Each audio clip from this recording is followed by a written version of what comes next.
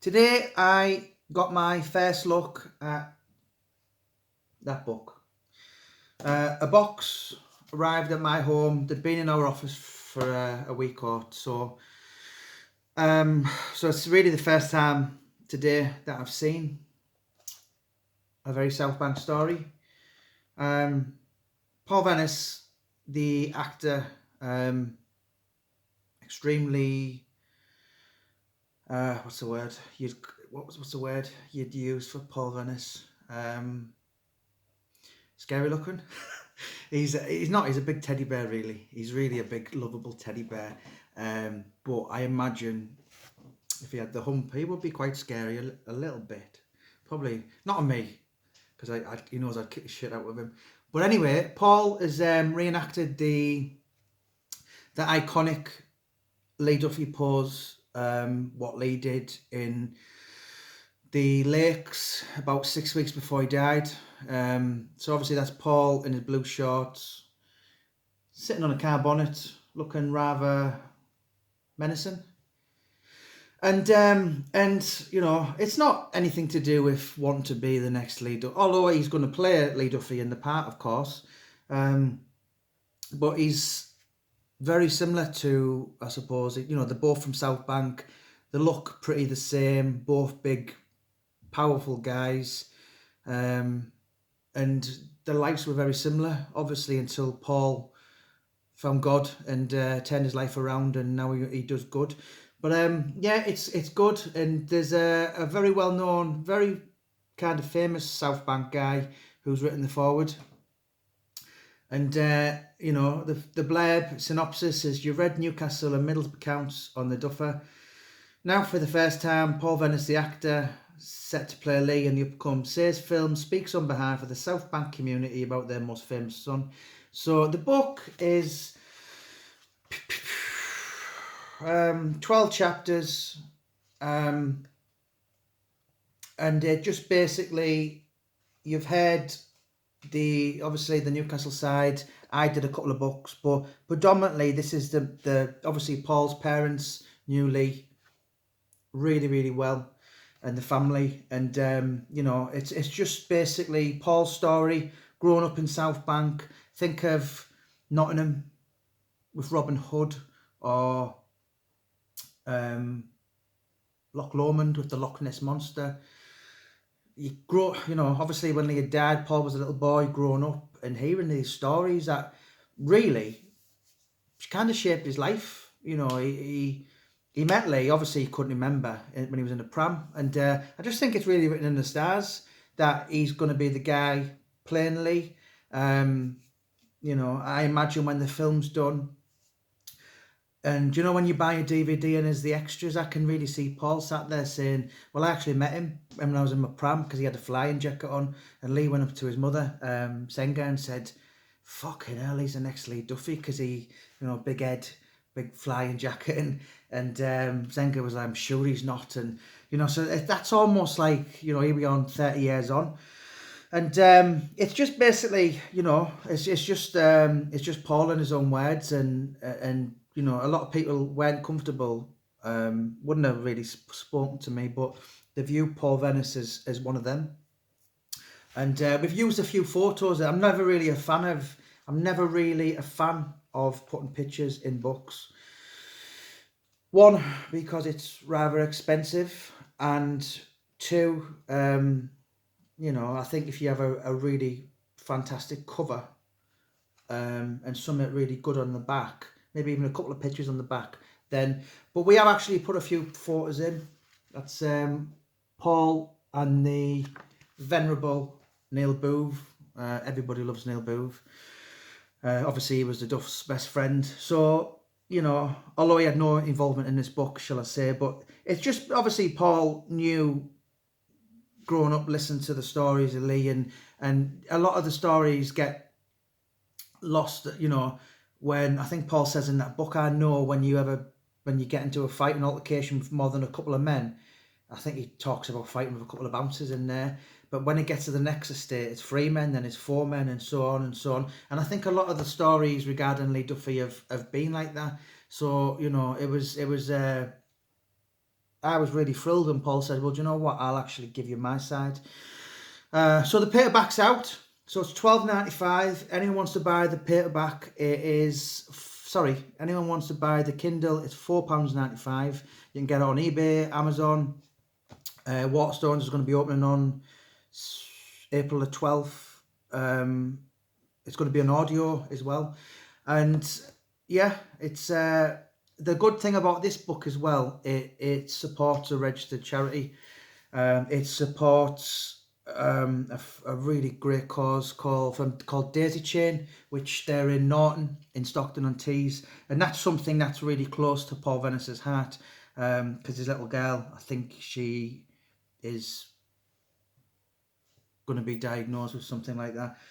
So there's going to be a lot of goodness coming from the book, and when the shops open, we've had huge sales anyway. Paul very kindly, I've sent him a few books now, and £2.95 of the $12.95 was gone. Obviously, we're giving a little cottage monthly, so there are a lot of really good goodness coming from this book, which, yeah, a lot of people would probably doubt. But anyway, the registration is the number and everything is all above board. So yeah, it was really fun doing Paul and doing his book. And as a friend to Paul Venis, what's he now, 35? I don't think the right time to do his stories, and certainly well after that Lee Duffy film, maybe even when he's 40. But if, as an author, as a businessman, I'd start it tomorrow. So we're going to, regarding Paul, we're going to be making a little YouTube documentary straight after lockdown with Fat Cat Productions, which is going to be called Straight Out of South Bank. Myself, Dan, Paul, Sugget, we're going to be doing that, and that's just literally going to go to YouTube, and it'll be Paul's story. A bit, yes, there'll be a bit of Lee Duffy in the South Bank, but Paul was, he might look a bit scary on there, but he wasn't actually like that. He didn't look like that all the time. He was once a little fat ginger kid with double colour eyes and a little meth, basically, as I always call Paul. And he grew up, and he everyone is aware of. And I just think the story is, I think when the time is right and it's ready to get out there, I think it's really inspiring, because I'm starting my 20th book next week on a footballer, but predominantly they've all been from a true crime genre, and a lot of them, there's never really a happy ending in them. They all end up dead, or Paul Sykes living on the street, or Roy Shaw losing his marbles. They've all been bullied and kind of thing, and obviously Lee Duffy, God rest him, Paul Bryan, life in prison. So there's never really a happy ending, but Paul Venis actually defies the logic of that type of. He kind of defies normally what that life would bring to an end, and obviously with Paul, we've got straight after lockdown, we've got plans to go into schools. Sorry, not schools. Youth club first, and then Middlesbrough College got him booked, and Home House Prison. So ironically, Paul Venis has kind of opened doors for me, because I've tried in the past with certain people, and it's never really where they've actually come to me. A gentleman in Home House Prison who's been there. He worked there when Paul Venis was in there, and he said, I've just been watching your videos. I watch with Paul. I would like him to come in to give out talks to, a lot of people lost their way in life, and there's no happy, everyone. I mean, I didn't know Paul Venis when he was like that, but if there's anyone watching this now and they did know Paul Venis when he was like that, he was pretty, he it actually says in that book, Lee's biological son, he was a very close friend of Paul's, and he said there was, I seen him when he was at his worst, and for a guy like Paul Venis to turn his life around, to it's hope. and he's going to be, you know, we're going to be doing some great things together. He's in the process of opening a gym this year, which is going to be marvellous for the youth of Teesside. And yeah, I just, if he can turn his life around, you know, anybody can. Obviously, Paul's close friend Shane Taylor is another prime example, and what they've both got in common is God. So if anybody can be turned like that, I suppose then that's a prime example that God exists. But yeah, he's Paul Venis for me. He's work in progress, and we're going to do really great positive things.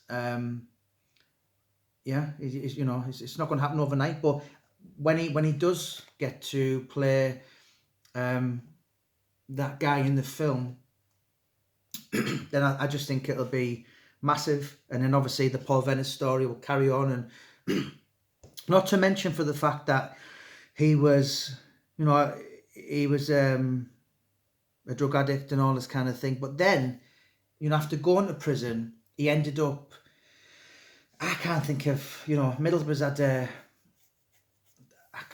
I can't really think for the top of my head for any truly world-class athletes. Obviously, Cornelius Carr won a version of a world title, fought for the WBO.